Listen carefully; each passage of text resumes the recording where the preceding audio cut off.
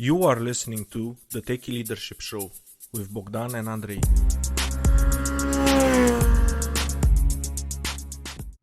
Hello and welcome to the Techie Leadership Show. Today with me I have Professor MS Rao. He is the father of soft leadership and founder of MSR Leadership Consultants India. He is an international leadership guru with 39 years of experience and the author of 48 books. 48, oh my God, a lot, including the award-winning See the Light in You. Oh, I really have to read that one. Sounds really good. He also was ranked #1 thought leader and influencer on culture globally by Thinkers 360. Hi there, Professor Rao. How are you? Fine. Thank you. Thank you for giving me this opportunity. It is my pleasure having you. Do you want to add anything else about yourself? I beg your pardon? Do you want to add anything else about yourself? Me, I served in Indian Air Force for 12 years because I had passion for uniform. I wanted to serve my country, and I was from humble origins, a lower middle class family. So even before completing my graduation, I joined Indian Air Force. I served for 12 years approximately. Then I got into business. So after doing business for some years, I got into teaching field. Okay. So I did my PhD in soft skills, then became a professor, taught for MBA, EMBA students, and provided leadership development training programs and soft skills training programs. I started writing books for the last 10 years. So far, I have written 48 books. A lot. Some of the books for which forewords have been written by eminent people like His Holiness Dalai Lama, the Vice President of India, Whoa. Marshall Goldsmith. Likewise, eminent people have written foreword for my books. And recently, a book was published, Soft Leadership, Yes. A New Direction to Leadership. It is about soft leadership. And this book I have dedicated to Peter Drucker, father of modern management. And Philip Kotler, the father of modern marketing, has written a foreword for this book. So both are eminent people. The person who wrote foreword is Philip Kotler, the father of modern marketing. And I dedicated this book to Peter Drucker, whom I admire very much. And he is known as the father of modern management. Right now, I am writing a book on COVID-19. I have titled it as COVID-19, Human Search for Humanity. And what are you discussing in the book? What's your take on it? The pandemic. The takeaway from this book is life is very short. Let us make it sweet, and let us lead our life meaningfully. Let us serve the people. Let us serve the communities, and let us build a compassionate world. Because coronavirus has brought many challenges to the humanity and taking the lives of many people across the world. It's a threat. Yes. But the opportunity is tragedy. The opportunity is that it elevated humanity and it emphasized humility and it created a hope. So 3H, COVID-19 means 3H. 1H for humility, 1H for humanity, 1H for hope. So I'm sure after this COVID-19, we'll be able to live in a world which is far better than what it is now. I'm very much optimistic. We all hope for that, and yes. I hope lots of people got their eyes open now and saw that we need to do something, and that we actually are one planet, and we're not that separated by invisible lines drawn on a map. Excellent. Yes, we are human beings. We have one planet. And I think if I could remember three P's, that is planet, people, profit. I think you must have heard, I think. Three P's. Planet, people, profit. Okay, three P's you heard. So similarly, Yes. the COVID-19, I highlighted three H. One H, humanity. Second H, humility. Third H, hope. That's really good. Looking forward for your book. Now, getting back to our topic, I'm really curious to hear your stories. Do you want to start with the leadership success story, or do you want to start with the leadership failure story? As you wish. Okay, let's start on a positive note, and let's go with what's the biggest leadership success story that you know about. Yeah, life is full of both positive and negative, and whatever the negative comes, we have to learn lessons and move on. Okay, so Yes. thank you for asking the positive questions. See, the success story on my part is I rose from humble origins. I was born in a very poor family, and unfortunately I was born into a toxic environment. By the grace of God, I joined Indian Air Force when I was 19 years old. 19 years old, Because I really wanted young. to serve my country. So after I joined Air Force, I became very positive personality. I improved my personality, attitude, and behavior. I started building leadership qualities. I developed a passion for leadership. So after I entered into teaching field, I set a vision, which is known as Vision 2030, 1 million global leaders. I created a 1 blog on million. this Vision 2030, 1 million global leaders. So this vision is I want to build 1 million students as global leaders by 2030. Why? Because the baby boomers are retiring. Young people like millennials, which they are also known as Generation X, they need to be groomed as leaders. And there is a Yes. looming leadership crisis across the world because baby boomers are retiring and young people, they lack leadership qualities. I belong to Generation X. So I wanted to serve as a bridge between Generation Y and baby boomers. Fortunately, I was born into that era. So I started developing students as leaders. So far I have trained 40,000 students as global leaders. Good. It's a non-profit event. So whenever colleges, educational institutions request me to come and deliver programs, I go and deliver. It's a pro bono. It's a non-profit one I started, and it's going good. But I don't think I'll be able to train 1 million students as global leaders physically. So what I started doing is I opened a blog and I started sharing my knowledge freely with the world through LinkedIn, then Facebook, then on this blog. So I keep writing articles to inspire students so that they can become good citizens, they can become global citizens, and they'll be able to build a better world. Yes, and This if you is my think success about story. it, And I if you have think received of, several awards also. yeah, and if you think about it, you already have like 40,000 people trained, and each one, if they go into a job, everything, they're going to influence the people and teach them how to become leaders, because that's the Yes. one core attribute of a leader is to help other people become leaders. Yes, So excellent. Nelson Mandela said yes, same thing, but in a so different context. Okay. Thank exactly. you. You're a So genius.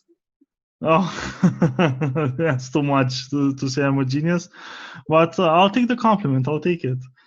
It's good, and actually, I think you might actually go over the number you have proposed. Of course, you cannot have the math to know exactly when you've reached it or not. But if you think it like this, like each person you touch, it touches like another 3 or 4 people, and they enter in contact with another 3, 4 people and teach them. If you have this propagation of knowledge, then you truly start to see a positive benefit around the world. It's not just helping a few people, and you're really generous for doing it from a non-profit. Thank you for your appreciation. See, And God has given a life. We have to do our best. We live only once. I believe in that. So when God has given us life, we should do our best for the benefit of humanity, for the benefit of society. yes. Okay. And now moving forward, what would be the biggest leadership fail you had the unfortunate experience of witnessing? After I left Indian Air Force, I started business, Yes. which didn't work out.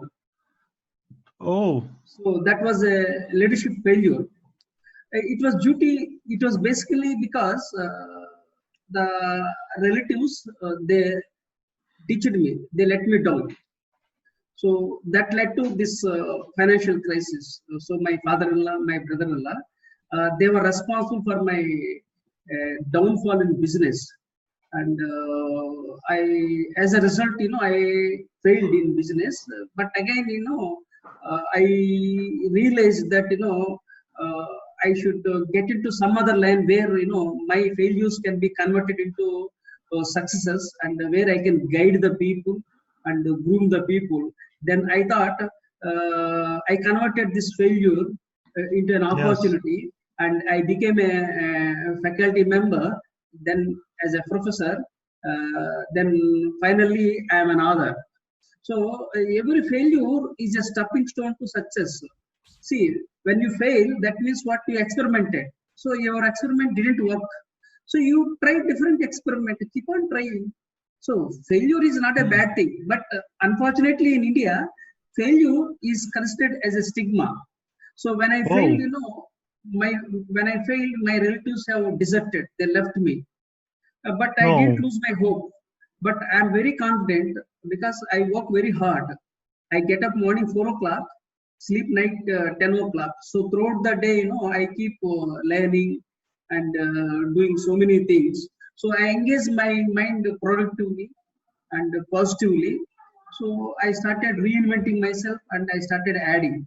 There are 4 areas I really enjoy. One is writing books. Second is reading. Third is speaking. Fourth is inspiring people. These are the 4 pillars of my personality. First, reading.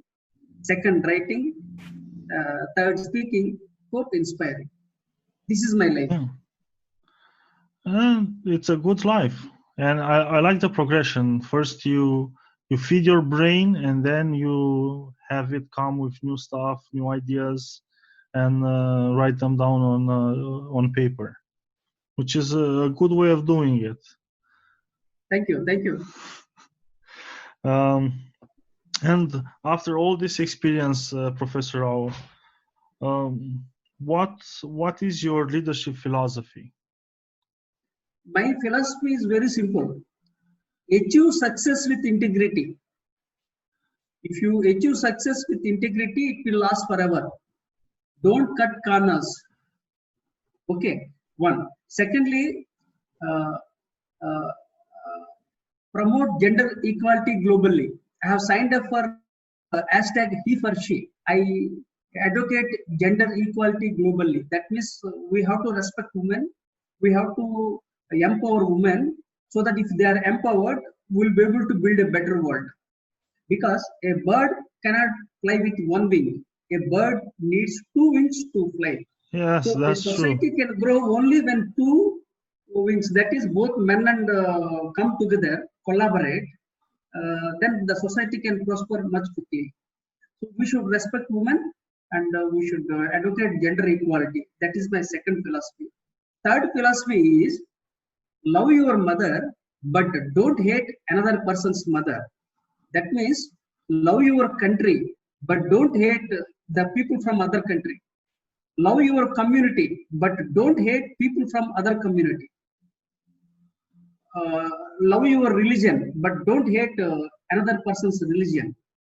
So love your ethnicity, but don't hate another person's ethnicity. So as your mother is important to you, another person is equally important to him and her. So we should think in that perspective. When we think in that way, what happens? We start respecting all people, we start empathizing people, and we build compassion, and we'll be able to build a compassionate world. Yes, and it also, I think, it leads to have an inclusive mindset, and and you realize, okay, I can be different, and I can have different viewpoints about stuff, and it's all right if another person has another viewpoint, as long as they have the same respect that I'm offering them, and they don't try to force their viewpoints on me. It's okay. Excellent. We can live together. Yes. So that comes when you empathize with others, right? We need to empathize with others. When you empathize, what happens? You step into the shoes of others and think from their perspective. So when you think from others' perspective, most of the conflicts will come to an end. But currently people lack empathy. They start seeing the things from their perspective and justifying. That's the challenge. One thing that really, for example, an interview that I saw and I found like really interesting is an African American man from the United States. He actually went to KKK rallies and met with people there, and he goes like he has like a TEDx talk, so if you search for it, for sure you can see it. And what he found out by talking with them and talking with their leaders is that it's not that they have really something against him, is that they didn't know him, and they could actually relate as humans after talking a little. So it's not like it's a huge divide to bridge. You just have to be willing and find a willing partner for the conversation. Yeah. Oh, powerful stuff. And since you're working with so many aspiring leaders, what would be your top 3 tips you have for them? You have to lead by example. First point, whatever you preach, you must practice. Okay. There should not be any credibility gap. There should not be any communication gap. So you need to build that. You need to see that there is no credibility gap and there is no community gap. So what I have done is I have coined soft leadership.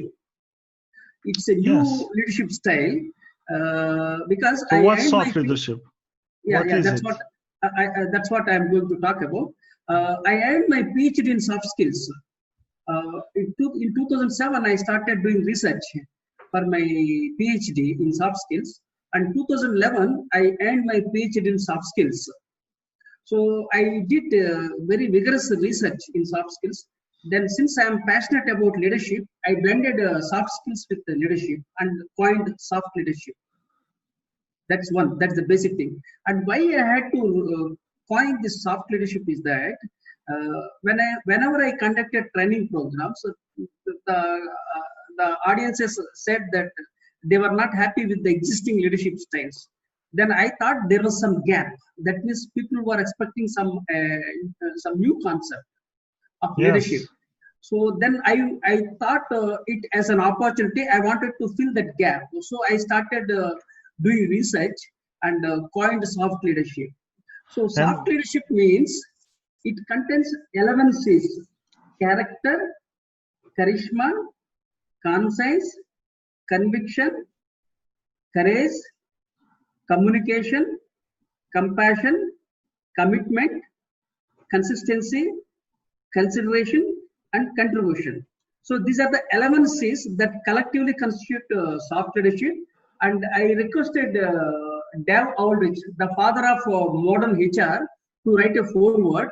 He wrote a foreword around 10 years back for my book on soft leadership. And I have written a book on soft leadership way back 10 years back. Subsequently, I have written several research papers, and they have been published in various international journals. Even I have written a couple of books on soft leadership. So this soft leadership is very much required. Not only now, in future. Why? Because the present Trump doesn't know how to lead. He always believes in blame game. So what he must adopt is soft leadership. That means soft leadership means what? Persuading the people, not blackmailing, not by putting pressure on the people, but through persuasion. So Yes. what Trump is doing, he's blaming World Health Organization, he's blaming China, and he's blaming all people. Now he's blaming Obama. So he keeps on blaming all people.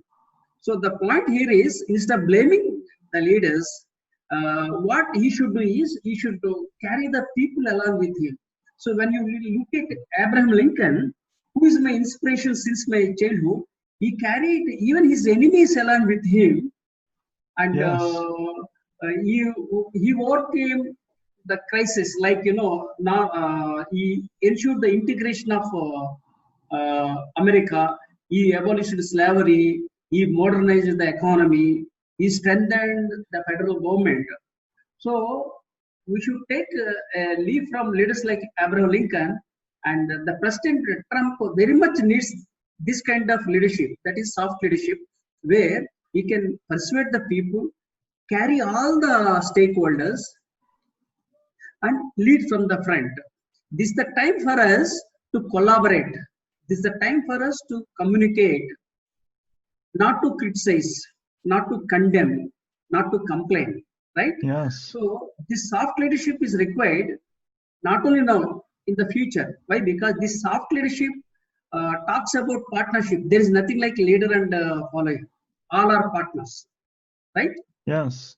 And I like the fact that actually soft leadership, from what I'm getting, it has a lot to do with persuasion, of convincing people of how to talk with them heart to heart and get them to do what's right.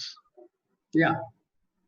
Which is actually is hard. It's like, it sounds like soft leadership is like soft. It's not like the way we think of leadership most of the time, or how it's portrayed by the media. It's hard, it's authoritarian, it's no. But the fact that when you say like soft leadership is hand in hand, goes hand in hand with persuasion, that makes it like a really good way to do it, because that's what you have to do. You have to be able to persuade people to work with them. Yeah, the thing is, soft leadership doesn't mean it is soft. Soft leadership means it is people orientation without forgetting task orientation. It is leading people through people orientation without compromising tasks. That means it is emphasizing on people orientation without compromising task orientation. That's one thing. As you said, media has become toxic now. It is doing a lot of negative things to survive. It's a matter of survival for media also. So in any aspect, whether it's a political aspect or economic aspect or any aspect, we need to explore soft leadership. Okay, it is the need of the hour to explore soft leadership, because we can't, the days of command and control are over. The days of hard leadership are over. The millennials, they don't appreciate the autocratic leaders, hard leaders. They appreciate the soft leaders. Soft leaders means the people who treat others as partners, not like leaders and followers. Soft leaders are the people who get the things done through persuasion, through people orientation. Right? I love it. I love it. A question that I would have, like, especially, I'm really excited to pose this question. Is like, thank you. You wrote like 48 books. Yeah. And I'm really curious, what is the book that had the most influence on you that you read? It's like if you ask a mother which children you love, so mother will say, I love all children. Okay. I was referring like not necessarily your books, is like what book that you read that had a profound influence from somebody else. So the thing is, I have written 48 books, so published 48 books, but I have written 60 books. 60 books I have written. 60. That means 12 books are still have to be published. Okay. Yeah. 48 have been published. Still 12 books are yet to be published. Okay. The second thing is, out of all the 48 books, the best book is See the Light in You. This is the book I enjoyed writing. It has come from my heart. The main thing of this book is His Holiness Dalai Lama, the Noble Laureate, has written a foreword for this book. Yeah. That's I one. have to check it out. I really have to check it out. And this book I have dedicated to our Vice President, Mr. M. Venkaiah Naidu. I like him very much. I admire him. So I have dedicated this book to M. Venkaiah Naidu. This See the Light in You is a book on mindfulness. This is required, mindfulness, because people are making money, but they are not happy with life. Because Yes. they are into a rat race. They are into a competitive world. They don't know how to lead their life meaningfully. This book titled See the Light in You will help them lead their life mindfully and meaningfully. It helps them to find purpose and meaning in their lives. At the end of the day, what we need is happiness. Whether you are a Yes. billionaire or whatever it is, we need happiness. This book titled See the Light in You brings happiness among the readers. It will help them to enjoy every moment of life, but without forgetting the destination. So this book is one of the best books in my entire career so far, and I'm sure it will win many awards in the near future. Great. And Professor Rao, if people want to find, but before that, what message would you like to communicate to the listeners? See, in the wake of coronavirus, my message is very simple. Emphasize humanity, emphasize humility, emphasize hope. This is the message, 3H. Humanity, humility, and hope. This is the message I can give. Yeah. Care for the people around you, care for the societies, care for the communities, care for wildlife, care for environment, care for pets and animals. Yes. This is the message I can give it to all the people in the wake of coronavirus. And let us treat this coronavirus as a lesson for us and become better humans, better global citizens. That's good, and I hope it happens because we need it. This crisis showed us that some changes are required. Yes. Maybe it's not going to be the changes that the really optimistic people say is going to be like a rebooting of the world, but some changes are required, and hopefully we'll be able to work together across the globe to do them. And Professor Rao, if people want to find out more about you and about your work, where should they go? It's very simple. My name is Professor MS Rao. M means motivation, S means success. R-A-O Rao. If they Google my Nice. name, if they Google my name as Professor MS Rao, R-A-O, they can find my Vision 2030 1 million global leaders blog, and they can find my LinkedIn, they can find my Twitter handle, they can find my Facebook, and they can read a lot of articles, and they can also find my Amazon link where all my books are listed. So they can buy my books also online from Amazon. Only thing they should remember my name as Professor MS Rao. M means motivation, S means success, RAO. If they can Google my name, they get my books, they get my free articles from my blog, Vision 2030 1 million global leaders, and they can find my social media platforms, and they can understand the kind of work I do, the kind of philanthropy activities I do, everything they will get. They can also find my research papers published across the world in various international journals. That's great, and I will put links in the show notes for all these resources so people can find them more easily. It has been a pleasure having you on the show, Professor Rao. Thank you very much. It's a great honor to be on your show, and I'm very much grateful to you for giving me this wonderful opportunity. Thank you. Bye-bye. Bye-bye. That was today's episode. Tune in daily. Rate, like, subscribe, and share, please. Oh, you can find further info and materials in the show notes on techyleadership.com, including links to the guest book recommendations.